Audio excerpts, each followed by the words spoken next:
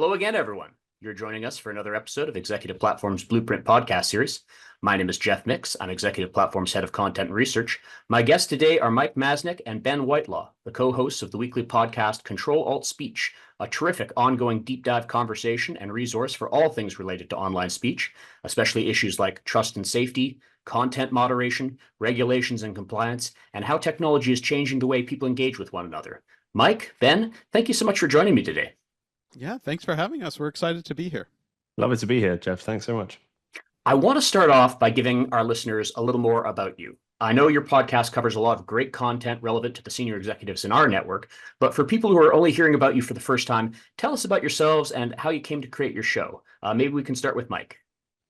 Okay. I have been doing a whole bunch of things related to journalism and explaining the internet world and innovation with a eye towards the sort of legal and regulatory realm and how they intersect with technology for 27 years at this point. I started back in 1997 and I founded a website called Techdirt, which is a news publication that covers all this stuff.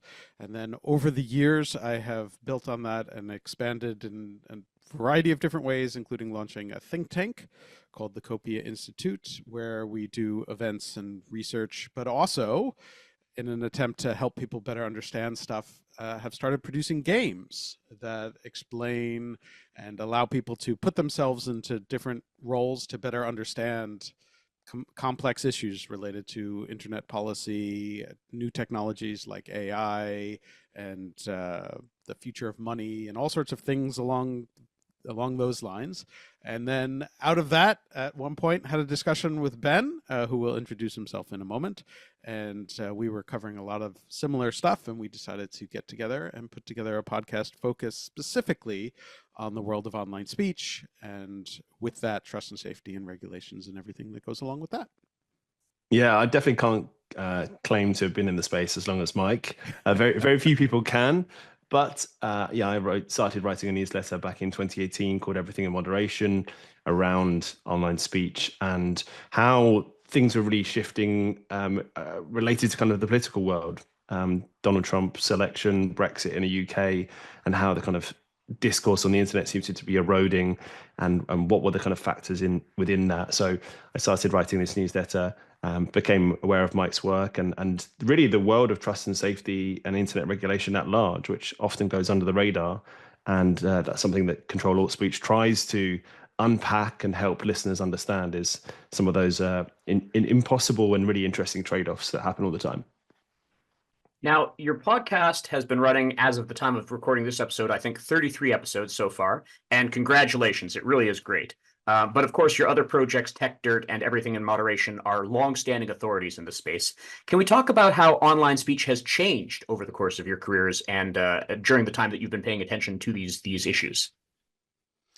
Yeah, I'll start since I've been at it longer. I think, obviously very early on, when I started doing Techdirt, that was in the early days of the internet and the early days of the World Wide Web. And I think it was a moment when everybody was very excited about everything, and everything was new and different, and there was a lot of opportunity. And generally the feeling was either one of this is going to absolutely change the world in amazing ways, or one of indifference. There were a lot of people who thought the internet was kind of a toy and not worth paying attention to.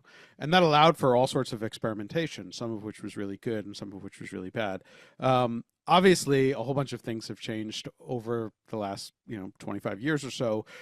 Certainly, no one now believes that the internet is a fad and not worth paying attention to. It has certainly become central to everyone's lives in so many ways, everyone's jobs. And there are jobs now that exist that didn't exist, all that long ago, including podcast host, for example. Or online blog writer, or yeah, exactly. Absolutely. There are all sorts of things. I think what has certainly changed is that with that is more recognition of the impact of these things, and more people beginning to think through things. I think there was an opinion early on, which in some ways was accurate, that the internet was enabling all sorts of amazing, powerful things, allowing people who had no voice before to speak. And that was really powerful. I think what people put less attention on was the potential downsides and risks that came along with that. And there was this sense that, oh, the good would automatically, without effort, overwhelm any of the bad things that might come out of it, and any of the negative consequences or negative externalities. And I think what then happened, around the time that Ben was deciding to write his newsletter, was this recognition that, wow, there were a lot of negative externalities and a lot of, negative things that have come out of it. And a recognition then that we need to think about these things ahead of time. And as you're building products that deal with online speech, whether it's enabling online speech or doing something with online speech, that it is important to think through. It's impossible to predict perfectly, but to think through both the potential good things that could come out of it, but also the potential bad things. And if there are ways to think through them and at least begin to have a sense of what are the things, what are the structures, what are the roles that we can put in place that minimize the negative impacts and maximize the positive impacts, that would be a good thing. And so that recognition, I think, brought us to this world where there is a job called trust and safety, and a number of other factors around sort of designing with safety principles in mind, that is still an industry that is forming, and it's really an important one, but one that is little understood, I think. Yeah, and I would just add to that in the last kind of 7 or 8 years that I've been thinking about this and writing about it. I guess a couple of the drivers within that have caused the changes that Mike's talking about. And I was thinking about it before we started recording, the way that the world worked back in kind of 2016, 2017, 2018. It was what people were concerned was brand safety. People were concerned about their ads or their brand appearing against content that it shouldn't have done, or that kind of reflected badly on their brand. And it's really interesting to see how that has still played a role, but that has really shifted and morphed to be much more about safety. And the harms that have been kind of emerged over the last 7 or 8 years have been less about harms on corporate companies and their brands and their shareholders. It's much more about the individuals, and the harms we talk about much more are hate speech, and they are bullying, and they are sextortion increasingly, and these very complex kind of interpersonal issues that arise from the internet and people's use of the internet. And so now we're in a world where these are they affect everyone. They're not just affecting kind of brands and kind of companies themselves, they're affecting the customers of those brands. And so it really has become a kind of all-encompassing issue, which is really why we brought the podcast into being, is because it affects so many people, even if they don't realize it. And hopefully that's what we try and get to in each of the weekly episodes. Now, I absolutely hear you where we're talking about individuals a little bit more than companies. Our podcast audience does tend to be made of business executives. So I hope you don't mind if I position some of our conversation from the perspective of senior leaders from large companies. And of course, they're concerned about their people as well and their customers. One of the big topics of conversations I've had over the years is the idea of customer centricity, but also how that same mindset can be applied to the people in your organization. So employee centricity. And whichever way you're going, you are trying to listen and engage with people often online. What advice do you have for companies that want to have valuable, effective online engagement? We could go for a long time on that question. So you've sort of wound me up. This is a topic that I love to talk about. There are a whole bunch of things to think about there. And one is, one of the amazing things about the internet in enabling anyone to have a voice is that it has created a different set of voices that are important, or a different style of voices that are important.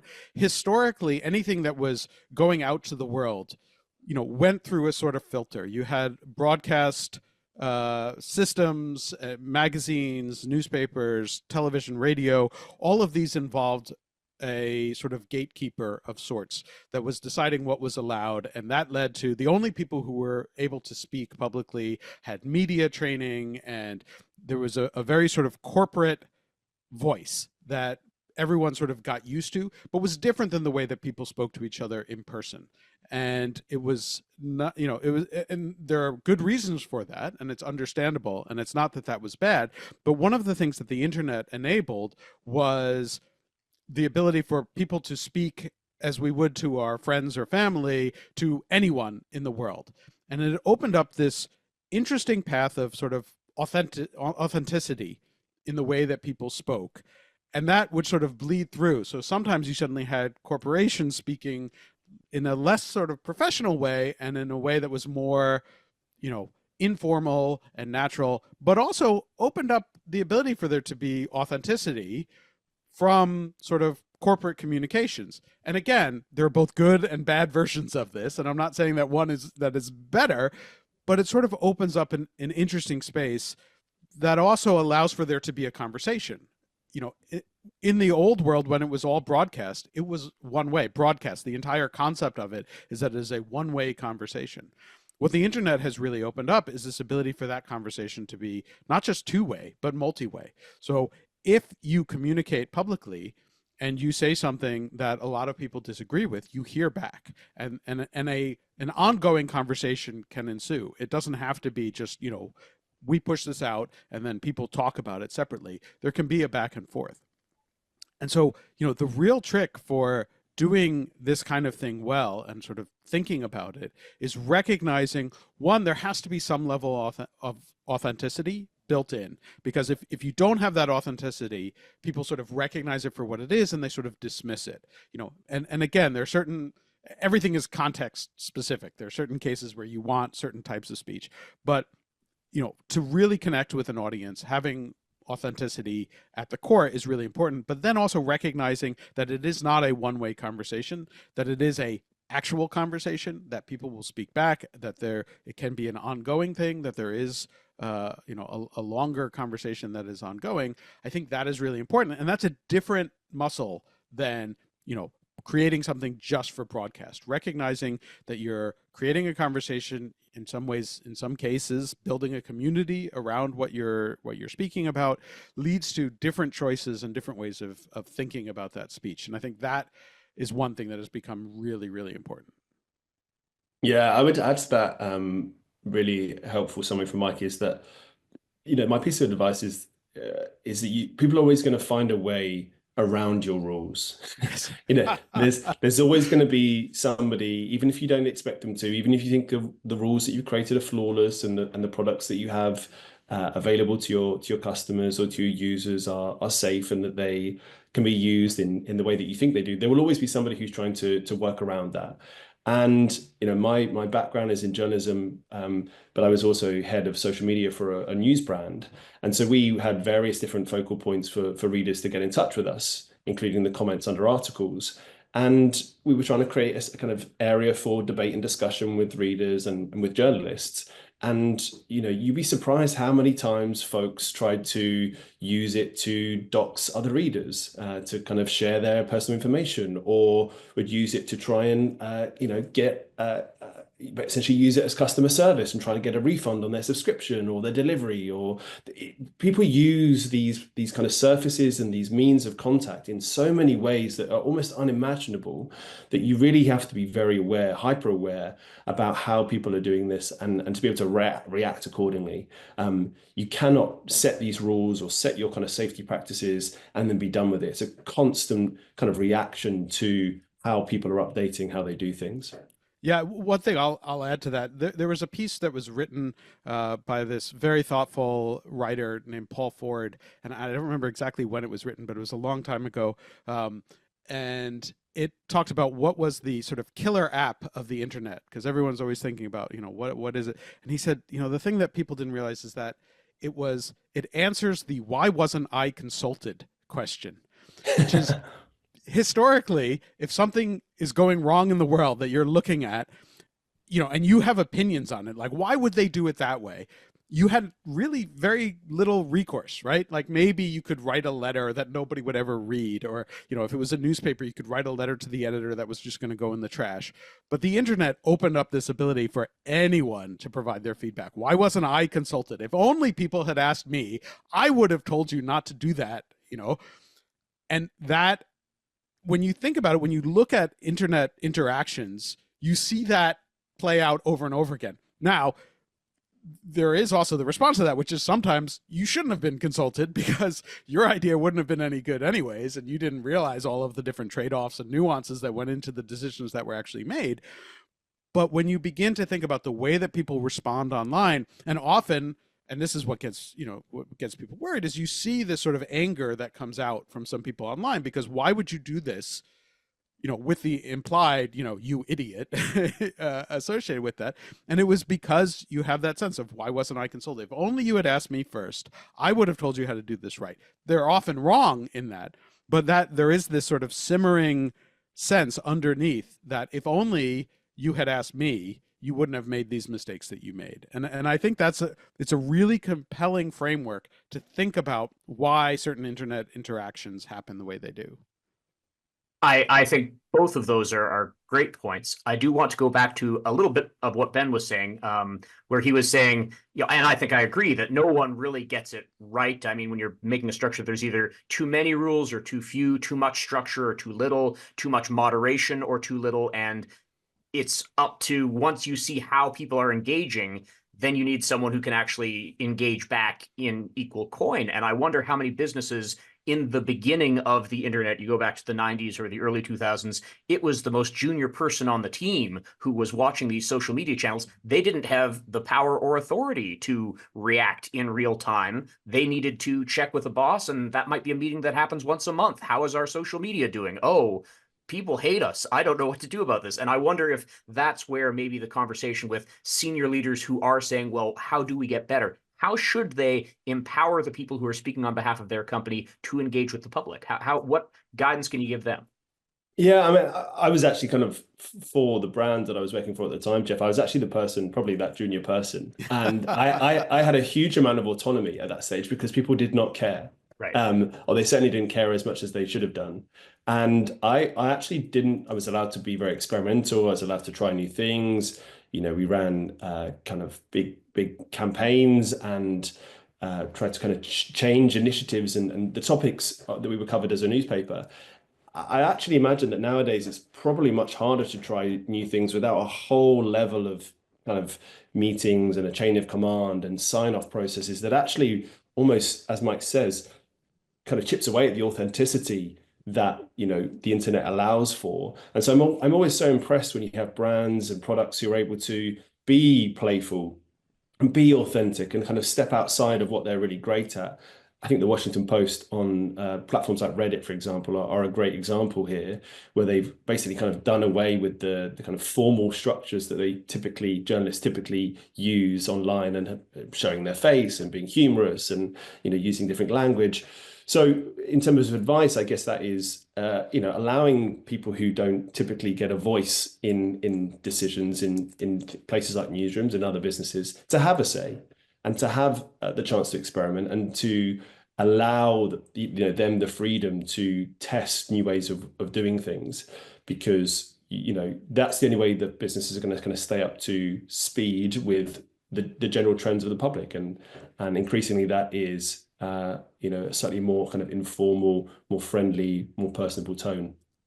Yeah, I think that is really important what Ben just said, and giving the people who are in charge of any sort of public facing communications the autonomy, give them, you can give them sort of overarching goals and a sense of tone. This is the sort of world that we want to present, but within that you sort of give them that sort of North Star to think about, but then below that allow them the freedom to achieve that however they see in the most sort of authentic and appropriate way within the communications, I think is really important. Because if you're communicating on the internet through a sort of bureaucratic decision by committee, you don't tweet by committee, at least not effectively.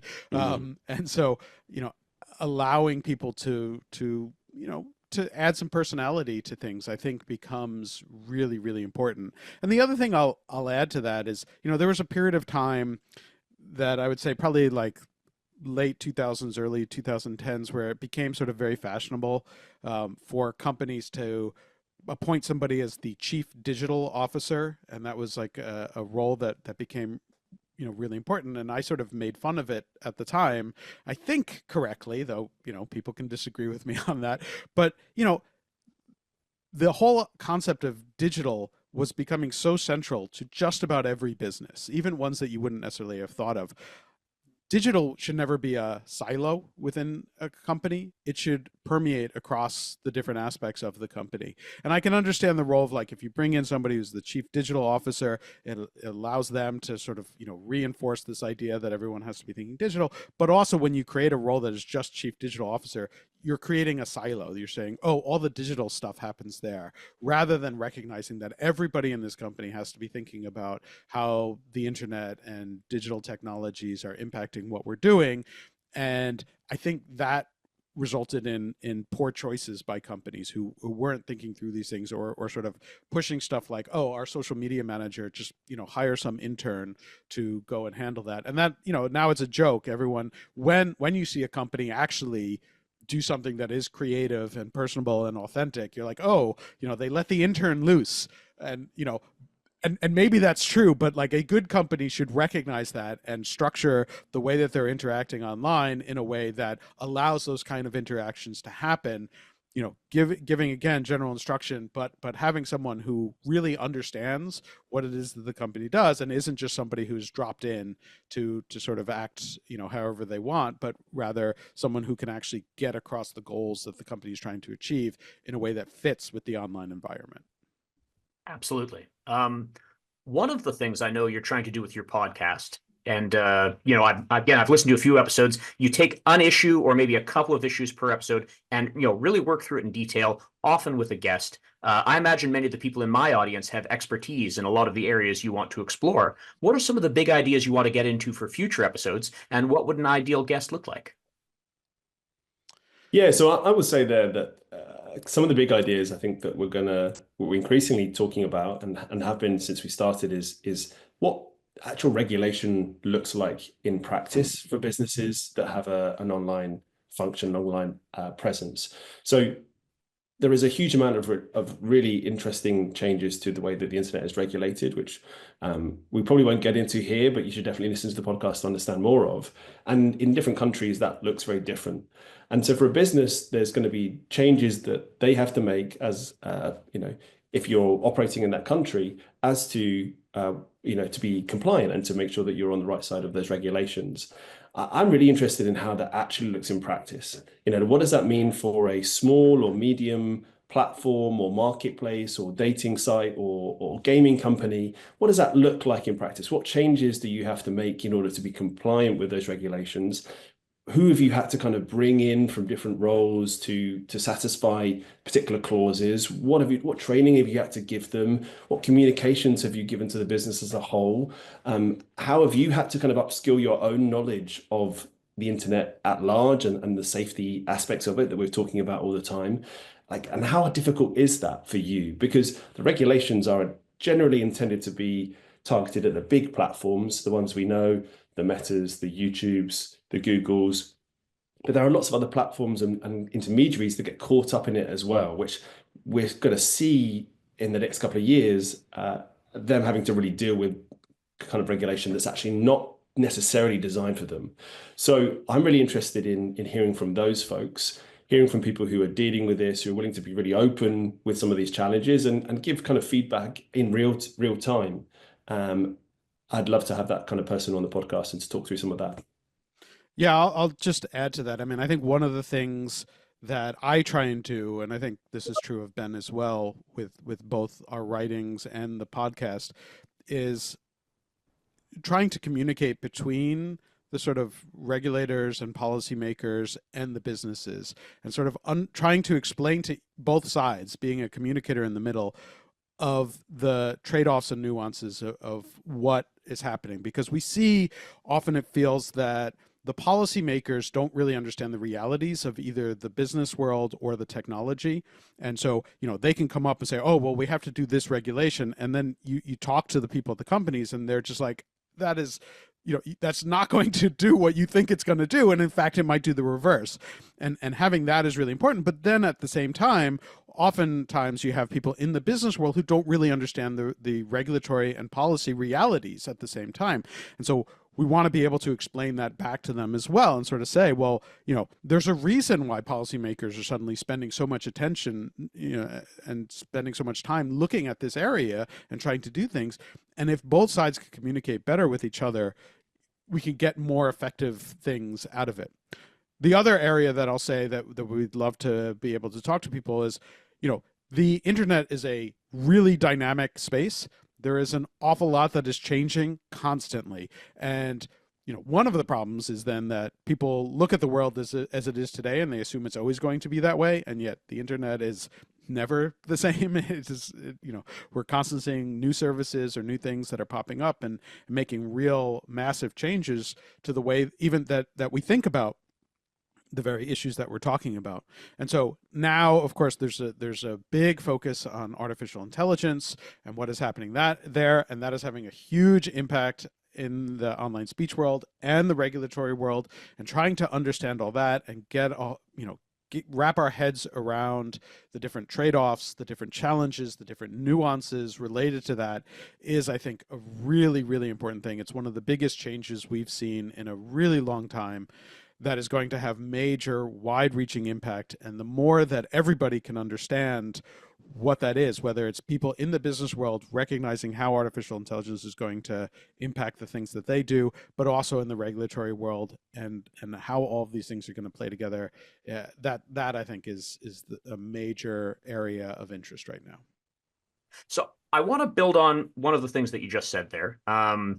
The next generation of generative AI tools are changing the ways companies think about who they are hearing from and who they are engaging with online. I get the sense from a lot of the cybersecurity professionals we deal with that there are a lot of bad actors in the space who have suddenly been given new capabilities. What are your thoughts in that area? And I appreciate you just said we want to do whole episodes. We want to bring in experts who can engage with us on this. But give us a sense of where you see the lay of the land.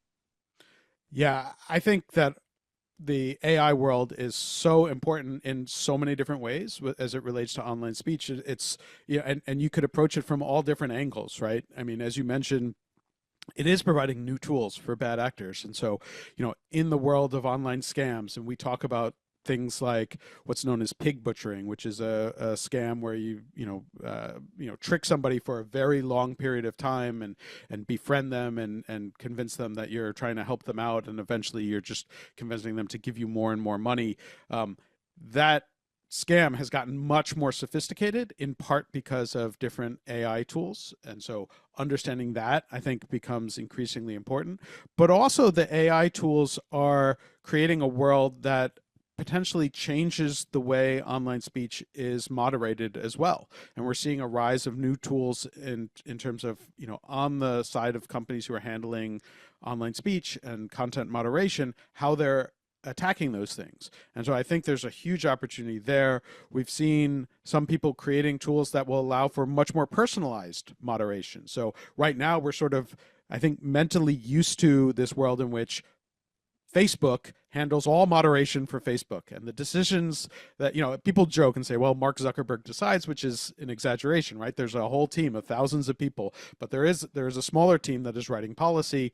But what if, individuals could write their own policies and say, you know what? Personally, I'm not offended by this content, but I don't want to see this other content. What if I could write my own rules, feed them into Facebook or Instagram or TikTok or, pick your platform? I mean, my first thought there is parental control.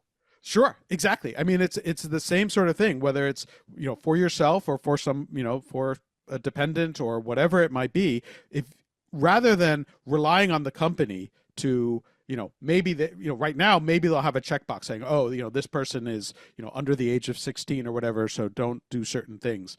Whereas if I could say in plain English, write out the rules and say, this person is a child, we don't want them to see this, this, or that. Or, if this kind of content comes up, put a warning label on, or whatever, where as a parent or as an individual, you could express your preferences and desires directly, feed it into the system and then let the system respond. I think that is a really interesting area to go down, and I think that's one that people are beginning to experiment with, and I think creates all sorts of interesting opportunities. But then, on the flip side, there are all sorts of concerns about, AI and how it could be used to fool people. And, people talk about deep fakes, which I tend to think is a little bit overblown. These are, AI generated images or audio or video that is designed generally to sort of, create a situation that didn't happen. And there's all this concern that that's going to fool people. We haven't seen too much evidence of that actually happening right now. What we have seen, though, is that that is allowing people to, distrust the media that they see, and just claim, even real things, claim that this is something called the liar's dividend that people have talked about. You can say, like, if something real comes out that is embarrassing, it allows people to say, no, that wasn't me, that was a deep fake. And so, I think society itself is going to spend the next 10, 15, 20 years adjusting to this new world that is built up from artificial intelligence. And so, learning to understand the different challenges, which requires understanding some of the technology and what it is capable and what it is not capable of, I think becomes more and more important, definitely over the next 5-10 years. And really having a better understanding of that is going to be super important. Yeah, and I would only add to that. Mike is totally right that the issue with Gen AI is that you're not sure what to believe anymore. I think that is the thing we're seeing most. We see, presidential candidates claiming that they didn't do things that they did do because and using Gen AI as an excuse. We're seeing kind of platforms inject generative AI into people's feeds as a way of kind of getting them to come back more often to the platforms, and that's something that is going to increase as well. The thing that I think about it most is just how this is going to affect the information ecosystem at large. The fact that nowadays there is so much content out there. There is our podcast, there's your podcast, Geoff, there's a million podcasts, there is a million social posts to consume. Everyone is kind of completely deluged. There is not a lack of content out there, and being able to find the right channel and the right distribution mechanism for that, the right audience for that, is constantly what kind of companies and corporations are trying to do. That's going to become increasingly hard to execute on when there is so much of it. And to be able to kind of cut through with any kind of messaging, however useful, is going to be really tough. And my day job was as a media kind of strategist and consultant, and we're seeing, with the publishers that we work for there, as well as in the podcast world that we both inhabit, that's becoming really, really difficult. And that's because there is this ballooning mushroom of content that is being created both by humans and by kind of Gen AI alike. So I don't know how increasingly it's going to be possible to get the cut through that even the good content needs. And I think we're going to have to find out ways as an ecosystem to figure that out, with collaboration between different players in the space. That's the only way I see it. Well, I mean, both make terrific points. I do want to be respectful of your time. Maybe just before I let you go, we can talk about something in the future that excites you. In the world of online speech, when we look forward to the next 5 or 10 years, is there something really optimistic and hopeful that we can sort of talk about as a topic area that we should all be looking forward to? There are a bunch of things, honestly. I mean, I think some of the stuff that I already talked about with the personalization of moderation through AI, I think I'm actually very excited about that. But another area that I am really very excited about, and I've written about this for years, is sort of a new generation of social media that is more decentralized. We've spent the last 15, 20 years living in a world where social media is very centralized. Each of these platforms, as I said before, Facebook is controlled by Mark Zuckerberg. Instagram, also TikTok, is controlled by ByteDance.